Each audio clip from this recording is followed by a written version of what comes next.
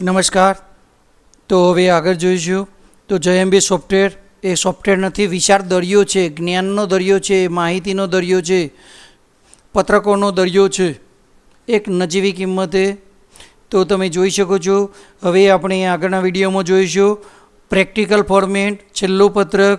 તો આવા દરેક ધોરણમાં દરેક આટલા બધા પત્રકો બનાવ્યા છે. તો અપડેટ પૂછે, અવશ્ય અપડેટ આપો. તો વ્યાયામનું આ માળખું છે. જો વ્યાયામ વિષય લેતા હોય તો વ્યાયામનો કોઈ બાળક હોય એ કેટલો દોડ્યો, કેટલો કૂદ્યો, એના આધારે માર્ક્સ. એક ઉદાહરણ જોઈશું. આ નિશ નામનો વિદ્યાર્થી આગળથી એ મેલ ફિમેલ આવી ગઈ માહિતી અહીંયા. દોડ માની લો કે આ વિદ્યાર્થી છે એ 9 સેકન્ડને 9.25 સેકન્ડ દોડ્યો તો 25 ગુણ. માની લો કે આ બાળક 5.26 તો 5 ગુણ. આ બાળક બહુ ધીમું દોડ્યું હતું 13 સેકન્ડ, તો એ પ્રમાણે માર્ક્સ લખાય છે. એ બાળક કૂદ્યો તો માની લો કે લાંબી કૂદ છે તો લાંબી કૂદ, જમ્પ લગાવ્યો. જો એને ઓછો લગાવ્યો તો તમારે ફક્ત એનું માપ જ લખવાનું છે. ઓટોમેટિક સરકારના નીતિ નિયમ પ્રમાણે જે કોઠો બનાવ્યો છે આવી જશે. અહીંયા જે ડાયરેક્ટ આપણે માર્ક્સ લખવાના આપણા હકમાં આવે છે એ માર્ક્સ લખવાના છે. ગણતા થશો સામે ટોટલ બની જાય છે. અહીંયા તમને ઈચ્છા થાય આ માર્ક્સ 3ની જગ્યાએ મારે 2 કરવા છે, 2ની જગ્યાએ 3 કરવા છે, તો તમે જોઈ શકો છો ઉપર ટોટલ બદલાઈ રહ્યું છે. અહીંયા તમે જે રીતે તમને એમ થાય કે સૂર્ય નમસ્કારમાંથી નથી લેવા અને એને ત્રાટકને પ્રાણાયામમાં મારે 10 કરી દેવા છે, તો એ પ્રમાણે તમે સેટ કરી શકો. એ પ્રમાણે ફ્લેક્સિબલ બનાવ્યું છે. તો આ એક ફર્સ્ટ ક્લાસ વ્યાયામનું છે. એનું પહેલું પત્રક છે ફિઝિકલ એજ્યુકેશન. આ ઓરિજિનલ કોઠો છે, પણ તમને એવું લાગે કે આ કોઠોમાં થોડું માપ વધારે છે. મહત્તમ માની લો કે લાંબી કૂદ 4 ફૂટ કૂદે ત્યારે બાળકને 5 ગુણ મળે છે. મારે તો ઓછું કરવું છે અને મિનિમમ એ બાળકને 3 ફૂટ કૂદવું જ પડે છે, તો મારે થોડું નીચું કરવું છે. તો એ તમે ગુણ સેટ કરી શકો છો. તે માટે ખાસ પ્રકારનું સોફ્ટવેર બનાવ્યું છે. તમે જુઓ અહીંયા 3 ફૂટ કૂદે ત્યારે માર્ક્સ મળે છે. તો અહીંયા આ ભાઈઓનું માપ છે, આ બહેનોનું માપ છે. તો અહીંયા નીચે જુઓ, તમને તમારી રીતે જ સેટ કરવાનું છે કે આ ભાઈઓમાં વધુમાં વધુ કેટલાય મારે 5 ગુણ સેટ કરવા છે. મારે વધુમાં વધુ 3 ફૂટ કૂદે તો મારે 5 ગુણ આપી દેવા છે. અને શૂન્ય ગુણ કેટલાથી તો મારે 1 ફૂટ. 1 ફૂટ બાળક આવે તો અહીંયા તમે જુઓ છો બદલાઈ ગયું. 1 અને 3ની વચ્ચેનો રેશિયો થઈ ગયો.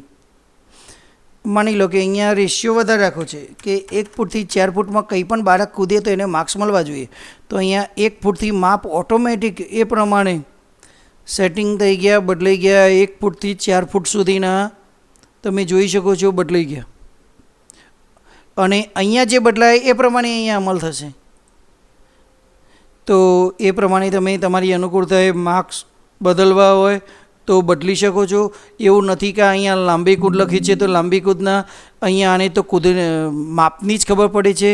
તો અહીંયા તમે કૂદીની જગ્યાએ ઊંચી કૂદ હોય તો એ પણ માપ લખશો તો ઓટોમેટિક એ કૂદ સમજી લેશે. અહીંયા માપ લખશો એ પ્રમાણે સમજશે. અહીંયા લાંબી કૂદ ધ્યાનમાં નહીં લેવાનું. અહીંયા તમે જુઓ, અહીંયા ફક્ત કૂદ જ લખવામાં આવી છે. બહુ વિચારીને સોફ્ટવેર બનાવ્યું છે મિત્રો. મલ્ટીપર્પઝ ઉપયોગ કરી શકાય.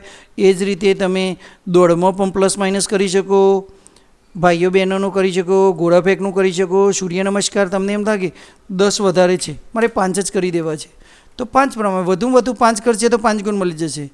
જો એ બાળકે 4 કર્યા તો 4 ગુણ મળી જશે, 3 એ 3 ગુણ મળી જશે, 5 એ 5 ગુણ. ચોખ્ખું ગણતરી છે. કોમ્પ્યુટર ગણતરી કરે છે ભાઈ. આ કોમ્પ્યુટરની કરામત છે જબરજસ્ત. 1 થી 7 ગુણનો ટોટલ થઈ ગયો. તમે જુઓ, આ કોમ્પ્યુટર છે તો શક્ય છે. તો આવું વ્યાયામનું ફર્સ્ટ ક્લાસ બધાને ઉપયોગ થાય એવું જબરજસ્ત બનાવ્યું છે. તો વ્યાયામવાળા ઉપયોગ કરે. કોમ્પ્યુટરના શિક્ષક કે સાહેબ અમારા માટે તો કોમ્પ્યુટરના શિક્ષક માટે કોઈ વ્યાયામના જેવો કોઈ કોઠો હોતો નથી. એમને અહીંયા 8 થી 10 ખાના બનાવીને આપે છે. તો અહીંયા તમે 7 ક્વેશ્ચન તમે 8 ક્વેશ્ચન રાખી શકો, 5 ક્વેશ્ચન રાખી શકો. માની લો કે તમે 5 જ ક્વેશ્ચન તો તમે ડિલીટ કરી શકો છો. 5 ક્વેશ્ચન રાખીને માર્ક્સ વધારી દીધા તમે તમારી અનુકૂળતાએ. અને માની લો કે છેલ્લાના તમે 5 રાખ્યા, 40 ગુણનું હોય. અહીંયા તમે માર્ક્સની એન્ટ્રી કરી દો તો કોમ્પ્યુટરના વિષય શિક્ષકને પ્રેક્ટિકલનું માળખું બની ગયું. એ જ રીતે પશુપાલનના શિક્ષકનું માળખું, તો પશુપાલન ડેરી પશુપાલનનું આ બોર્ડનું માળખું છે. પશુપાલન ડેરી વિજ્ઞાન જે સ્કૂલોમાં ચાલે છે તેમના આધારે તેમની માગણી પ્રમાણે પત્રક બનાવેલું છે. તો અહીંયા પણ તમે કોઈ ગુણ પ્લસ માઇનસ કરવા હોય તો કરી શકો છો. અને અહીંયા માર્ક્સ લખી દો એ બાળકના. ફર્સ્ટ ક્લાસ તમારા જોડે પ્રેક્ટિકલનું માળખું થઈ ગયું. 30 ગુણની વહેંચણી તમે ઉપર જુઓ. આ વાર્ષિક કાર્યના 20 ગુણ, 25 ગુણની વહેંચણી, 30 ગુણની વહેંચણી અહીંયા આપણે ઘટાડી દીધા. તો અહીંયા 30 કરી દઈશું કારણ કે 30 ગુણ હોય છે. અહીંયા બધું જ ફ્લેક્સિબલ છે. 30ના 20 કરવા હોય, બદલવા હોય તો બદલી શકો છો. વેજ ગુણ, એમ કુલ વેજ 50 ગુણ કે 40 ગુણ કે 45 ગુણ જે પણ તમે સેટ કર્યા હોય, જે પણ તમારે રાખવા હોય એ તમે રાખી શકો છો. અહીંયા 5 કરાય એટલે 15 આવી ગયા. તો અહીંયા 10 કરી દઉં તો 20 થઈ જાય, એટલે અહીંયા 50 ગુણ થઈ જશે.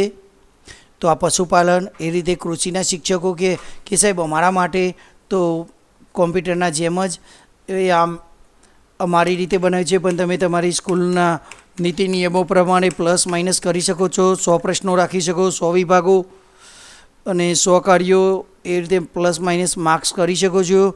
એવા વોકેશનલના માળખામાં શું હોય છે, શું હજી બોર્ડે આજ સુધી પ્રેક્ટિકલનું માળખું જાહેર નથી કર્યું, તો પણ મારા વોકેશનલના શિક્ષકોને કોઈ તકલીફ ના પડે એટલા માટે મેં બાય ડિફોલ્ટ વિભાગ બનાવી દીધા છે. તમે આ રીતે આને પ્રિન્ટ મેળવી લો, અહીંયા માર્ક્સ લખી દો અને અહીંયા જે આવે એને હાથથી કાર્ય લખી દો. અહીંયા તમે એન્ટ્રી કરી શકો છો. તમે એમ થાય કે સાહેબ અમે ઘનશ્યામ ભાષા નથી જાણતા, અમે શું કરવું, તો અહીંયા શ્રુતિ ભાષાનો ઉપયોગ કરીને લખી દો. અરે આની પ્રિન્ટ મેળવી દો ને પેનથી લખી દો. પણ તમારે ટેમ્પરરી હાથ વગો જે વોકેશનલ વિષય ચાલે છે તેનું હાથ વગો કાર્ય થઈ ગયું, એના ગુણનું કાર્ય થઈ ગયું. અહીંયા તમે ગુણ 5 હોય તો એ પ્રમાણે ગુણ વધારી દો. એ જે પણ જે તે વિષય જાણતા હોય એ વિષય શિક્ષકને ખબર હોય કે મારે કેટલા ગુણનું માળખું છે ને શું છે. પણ મેં વોકેશનલ માટે, કૃષિ માટે, પશુપાલન માટે, કોમ્પ્યુટર માટે અને વ્યાયામ માટે આવા પ્રેક્ટિકલના માળખા બનાવ્યા છે. આવા દરેક ધોરણમાં માળખા બનાવીને આપે છે. આશા રાખું સોફ્ટવેર સમજવાની ખૂબ જ મજા આવી છે. અસ્તુ. જય હિન્દ, જય ભારત.